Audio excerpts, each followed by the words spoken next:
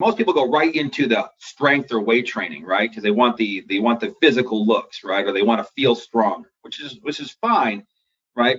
But it's like building a house. You wouldn't start with the roof first, right? And then lay the foundation. You got to lay the foundation and then go from there. So people don't realize that you can build a lot of health related results through physical therapy work.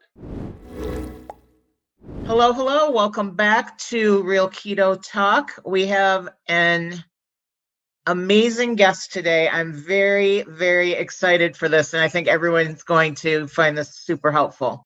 So one of the things that we talk a lot about is kind of figuring out how to navigate this journey, figure out what's not working, kind of dig in, customize things for ourselves. And this guest is going to be the perfect person to talk about that. And we're going to be on the fitness side of things today in terms of reaching our goals. So let me introduce Rich Alten. How are you, Rich? I'm doing good. Thank you. How are you? I'm good. Thank you for coming on. I'm so excited.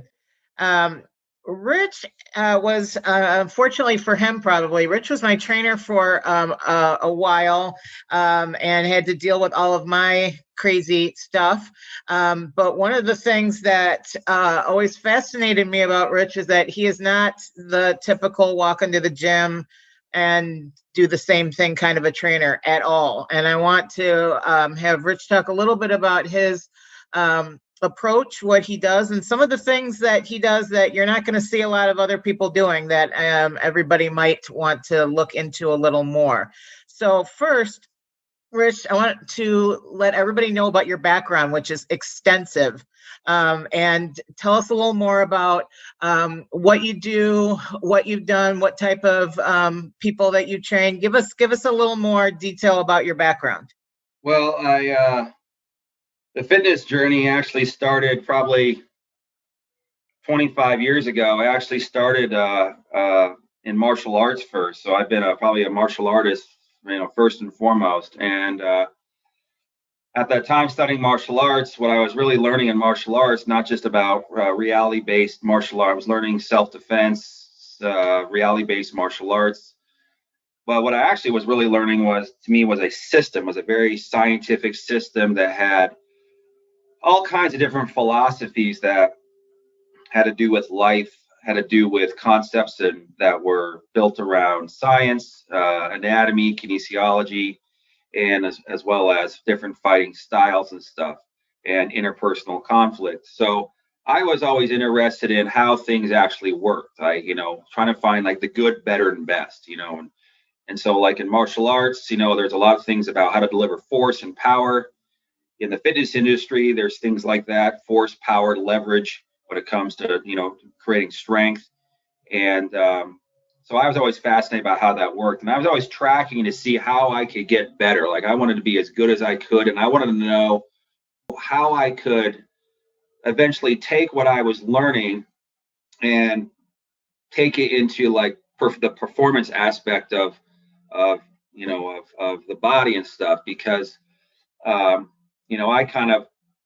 I realized for me, like I was kind of gifted with to being very quick and agile and stuff, and I always had good endurance, but I wasn't really like maximally strong, and so I wanted to know how to get faster. I wanted to know how to get more powerful, and so when I started pursuing fitness and weight training for martial arts, I was like, well, I need to get stronger and bigger because I'm generally kind of a tall but kind of skinny guy.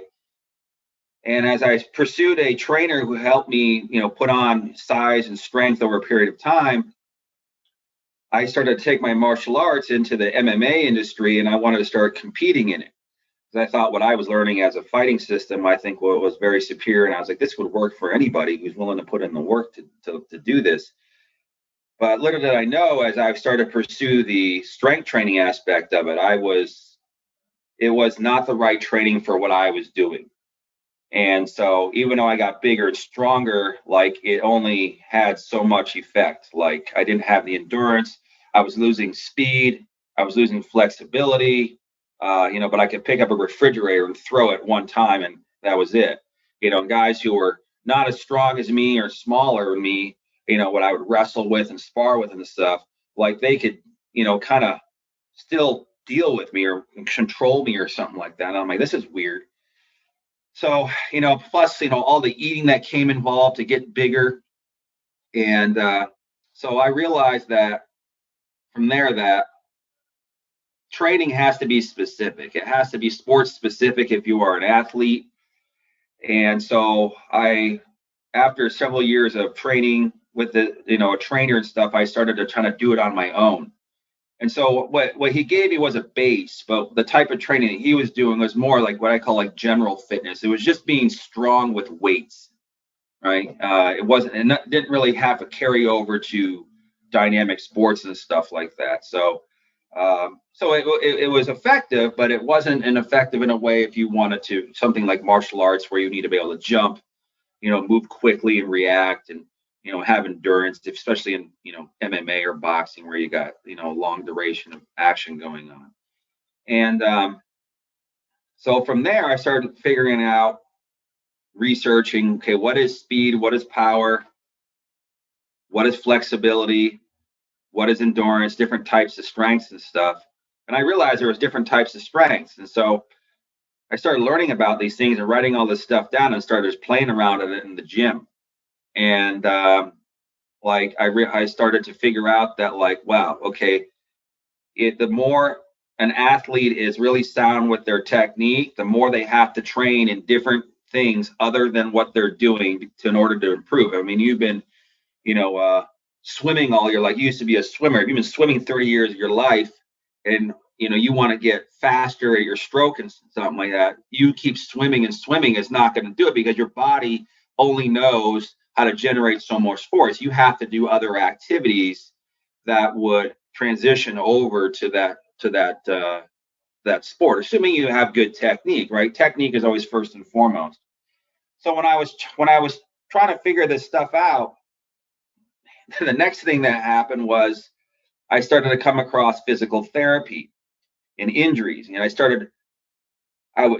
the gym, I'd look around and I'd always see guys talking, big guys, and they'd always be going like this with their neck and shoulders and stuff after sets and stuff like bench pressing. And I'm like, that guy must got an issue with his neck or shoulder because he's just having a conversation, moving his shoulder around, or, I could see like, I look at people's postures and I could see this, this posture, their head forward and stuff, or I could see like one shoulder higher than the other, or I could see them, they had this hip hike when they walk. And I just picked up on those things on people and really didn't want to figure it out. I just noticed it. Well, one day at the gym, I had just gotten to the gym to work out myself, and I had went to stretch. And one of the things I always like to do is I like to kind of grab and hang up on the pull-up bar just for a second, just to kind of let my lats and my upper back stretch. Well, I went to do that with one arm, and as I did that, I felt this sharpshooting like tear and rip in my shoulder and down on my lat, and immediately just this pain went up my hand. And I'm like, what? I'm like, what the heck was that? That was weird. And it was so excruciating pain. I was like, well, I'm done. So I just went back home. I went to the gym just to experience that and went home. And I said, I must have just hung on it a little too much, and I couldn't hold my whole body weight up. And I didn't even take my feet off the ground either. I just kind of leaned into it. And so probably about 3 or 4 days went by, and it went away for the most part and stuff.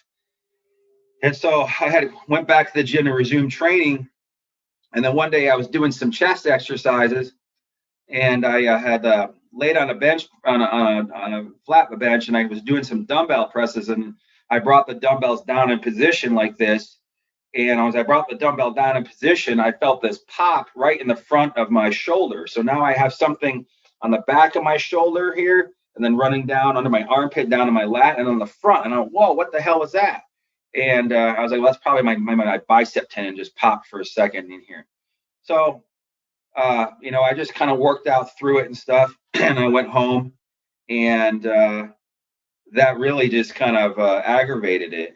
And that was in 2010. And my whole trap and shoulder just inflamed that I couldn't even lift my hand up, like brush my teeth. And that was like that for years. And I didn't have insurance at the time and stuff. And I never got it looked at, but I'm like, I must have tore something. So from there, I started to figure out, okay, why do people get these things and stuff? I've been working out for so long and I've never had that. And that allowed me to kind of start looking into the physical therapy stuff. So as I started to rehab my shoulder and I got it back to, most of the part is now, it works and stuff because I couldn't even do this before. That when people started to, pursue me for training and stuff, they would say, I had them fill out this questionnaire. And do you have any injuries? Do you have this and that? And they start telling me, I have a shoulder issue or I have a knee issue. And I was like, okay, what's going on with your shoulder? Well, I tore something in here like that. So I'm like, okay, so that kind of prompted me to start going, okay, we're going to have to go at your weight training or your health training differently and stuff. And so I started experimenting with different kinds of concepts, not even telling them what the heck I was doing. Well, not even know if it was going to work or not, right? I just started testing things. And some of it was kind of just a gut feeling like this is what I need to do. And some of it was just like I had researched on it. And so I just started, working on their kind of finding where their shoulder may have really, it may have hurt here, but it may have been out of alignment here. I'm like, well, I'm like, you have a tight neck. Your neck is out. You have a cervical out here or something like that. Or you have a rib that's out or something. And, after a while that's been pulling on this muscle in here like that. Or how'd you hurt your shoulder? Well, I hurt it doing heavy bench presses. And I was like, a lot of people have those problems doing those movements. And it just kind of made me realize that like a lot of these movements and stuff that are popular that promote, certain strength or size, if you use them a lot, over time, they cause a lot of repercussions and stuff. I see big guys who like to squat, bench press, and deadlift. They're huge guys, but they can't move. And they have very limited range of motion and low energy and stuff. And I'm like, all right, all training has its place somehow. All exercise modalities have its place, but you have to just know what they do and kind of some of the repercussions and use them accordingly. And then some are just plain out horrible, especially if a person is completely, messed up muscular wise. Right. So let me interrupt you on that because I want to ask you something about what you just said. So is it safe to say that it is not going to be the same workout that's going to be right for everybody? In other words, like it's not like do this, and if you do this, you're going to be in good shape. There's not a one size fits all for training. Are we safe to say that that's true? Absolutely. And the reason why that's like that is because, let's say, for example, that a trainer says, well, here's what we're going to do. We're going to warm up. We're going to warm up with our workouts. So we're going to run on the treadmill. And you got a knee replacement, right? Or you have a knee problem and you can't run very well. You can run, but you have to really modify it, right? You can see all this, their whole body is just not, it'd be silly to do that because you're just making their issue worse, right? So you either have to tackle what that is, the origin of that, and try to recorrect that so they can run and walk better. Because if they can't run very well, they're not going to be able to walk very well, right? The only difference is the leg stride, right?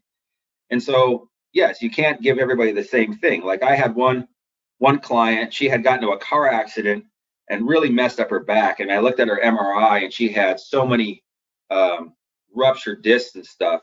So she was a stay-at-home mom. And so we couldn't do a lot of strength training because it would just lock her whole body up.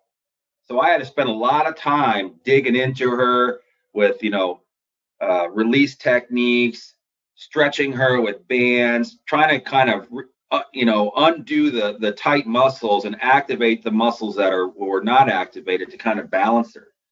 And that was a majority of her training, because she was all out of a line. I would take pictures of her. I'm like, look at you. You're like all crooked in here, and hard to turn her neck and stuff like that. Couldn't bend over, like tie her shoes.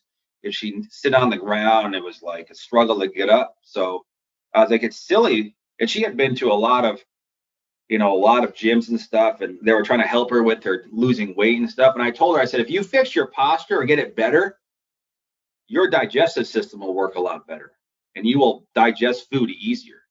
And I trained her for like 3 months, and she lost, I can't remember what I don't know what she lost probably 13 pounds without really having to change her eating and stuff. And, but I only saw her like, at the most twice a week. So I really didn't get to really, go at her all the way. But yeah, I mean, I'd stretch the crap out of her and dig into her and took pictures of her. And I'm like, look, now you're straight up and down. You're not over here so much anymore. And, so you have to train differently. Is it sometimes you have to kind of, that it's going to change over time too? You have to sort of figure out what the underlying issues are, and then maybe eventually somebody's going to be doing different things, but you got to figure out what your underlying situation is, it sounds like. Right. Yeah. You got to use kind of like systems. You got to start out, okay, the foundation is like, if they got imbalances, right? If they got injuries and stuff, right, and they can't move, and their body can't, move through its gait cycle very well, then you should be addressing that first, because all they're doing is they're just reinforcing. If they just want to go right into most people go right into the strength or weight training, right? Because they want the physical looks, right? Or they want to feel stronger, which is fine, right? But it's like building a house. You wouldn't start with the roof first, right? And then lay the foundation. You got to lay the foundation and then go from there. So people don't realize that you can build a lot of health related results through physical therapy work, right? Because the more you can take a limb through its range of motion and it's more pliable, you build strength through range of motion. And when muscles when skeletal structures are out of alignment and muscles are tight, the body's nervous system is guarding something and it won't release the tension. So if it's pulling on somebody's rib cage, let's say here's the rib cage, it's pulling their body like this, right? And you can not really see this with a physical eye. You maybe see it on an X-ray unless it's really bad, right? It's putting compression and everything on their organs and stuff. So it's making their organs, work that much harder. They don't have as much natural daily energy. They can't breathe as easily. They have to always get up or sit down one way, right? So, it's best to address that first. And yes, it's not something that happens overnight. It takes time, and it doesn't necessarily get perfect either, depending on the extent of it, right? Somebody who's got surgery and stuff, they have a lot of scar tissue in here, right? Scar tissue doesn't move very well, so you have to break that up in here and undo the muscles that have been overcompensating in order to move a joint through its range of motion. So on that front, with this being like, this is sort of a journey, you got to go through the various stages and sort of to get where eventually maybe you want to be in terms of being able to do other things fitness wise. Mm-hmm. What do you say to someone that just is really frustrated with their situation and they just are struggling? How do you get them to feel confident and motivated to be willing to go through all of that? And what would you say to someone that feels like their mountain is a pretty big climb to get where they want to be? Well, I would say first and foremost let's step back and that's where I kind of would like qualify somebody. I kind of talk to them about, what's their lifestyle like, right?